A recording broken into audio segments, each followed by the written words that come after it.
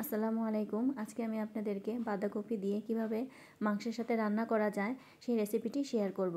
তো প্রথমেই আমি একটি বাঁধাকপি নিয়ে নিয়েছি এবং বাঁধাকপিটাকে ধুয়ে ভালোভাবে কুচি করে নিতে হবে। ঠিক এইভাবে একদম কুচি কুচি করে নিতে হবে ভাজির মতো করে। তারপর আমি একটি পাত্রে মাংস নিয়েছি। মাংসগুলোকে ভালোভাবে ধুয়ে পরিষ্কার করে নিতে হবে। এরপর একটি পাত্রে কাঁচামরিচ কুচি, পেঁয়াজ কুচি দিয়ে দিব এবং পরিমাণ মতো তেল দিয়ে ভেজে নেব।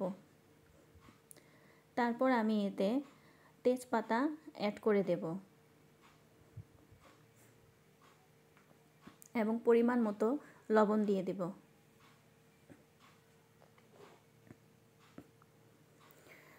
আমি এখানে 2 চা চামচ হলুদের গুঁড়া দিয়ে দিলাম। এরপর মরিচের গুঁড়া দেব 3 চা চামচ, কারণ বাঁধাকপিতে এমনিতেই পানি ছেড়ে দেয় এবং পানসে পানসে, তাই ঝাল না হলে ভালো লাগবে না, তাই মরিচের পরিমাণটা অবশ্যই বাড়িয়ে দিতে হবে। তো এখানে আমি 3 চা চামচ মরিচের গুঁড়া নিলাম এবং ধনিয়ার গুঁড়া নিলাম 2 চা চামচ। তারপরে এগুলোকে ভালোভাবে মিক্স করতে হবে। তারপর গরম মশলার গুঁড়া দিয়ে দিলাম 1 চা চামচ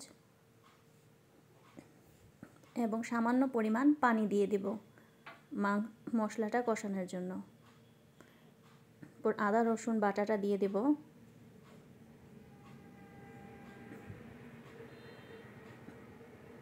ভালোভাবে মিক্স করতে হবে। এরপর আমি জিরার গুঁড়াটা অ্যাড করে দেব। তো এখানে আমি জিরার গুঁড়া অ্যাড করে দিয়েছি। মশলাটা ভালোভাবে কষিয়ে নেওয়া হয়ে গিয়েছে। এখন আমি মাংসটাকে ভালোভাবে কষিয়ে নেব। এখন আমি ভালোভাবে মাংসটাকে মশলার সাথে মিশিয়ে নেব। তারপর এটাকে আমি হাই হিটে জাল করে নেব। এখন আমি ঢেকে দেব এটাকে। দেখতে পাচ্ছেন আমার মাংসটা কষানো হয়ে গিয়েছে। এখন আমি এতে বাঁধাকপি অ্যাড করে দেব। তবে বাঁধাকপি একবারে দেওয়া যাবে না, অল্প অল্প করে দিতে হবে যাতে ভালোভাবে সেদ্ধ হয়ে যায়। আর পানিও অ্যাড করতে হবে না, কারণ বাঁধাকপি থেকে এমনিতেই অনেক পানি ছেড়ে দেয়। এতে করে মাংসটা মাখা মাখা হবে এবং খেতেও সুস্বাদু হবে। তো এখানে অল্প অল্প করে আমি বাঁধাকপিটা দিয়ে দিলাম এবং মাংসের সাথে ভালোভাবে মিশিয়ে নিতে হবে। সম্পূর্ণ মাংসের সাথে বাঁধাকপিটাকে মিশিয়ে নিয়ে তারপর আমি এতে আবার অল্প করে দিয়ে দিব। একবারে দিতে যাবেন না, অল্প অল্প করে দিবেন, তাহলে মশলাটা ভালোভাবে মিশে যাবে। এখন আমি এতে আবার অল্প পরিমাণে বাঁধাকপি দিয়ে দিব। তারপর ভালোভাবে মিশাতে হবে এবং ঢেকে দিতে হবে যাতে সেদ্ধ হয়ে যায়।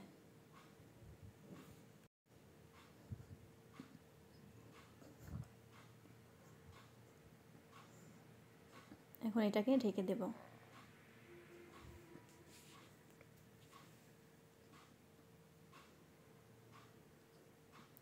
কিছুক্ষণ পরপর নেড়েচেড়ে দিতে হবে।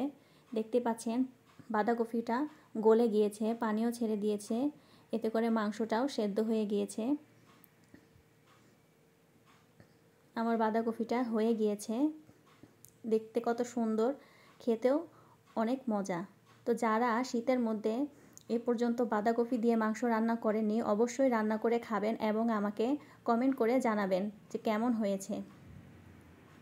অনেক মজাদার একটি খাবার, যারা ট্রাই করেননি অবশ্যই ট্রাই করবেন, খেতে বেশ দারুণ। খোদা হাফেজ।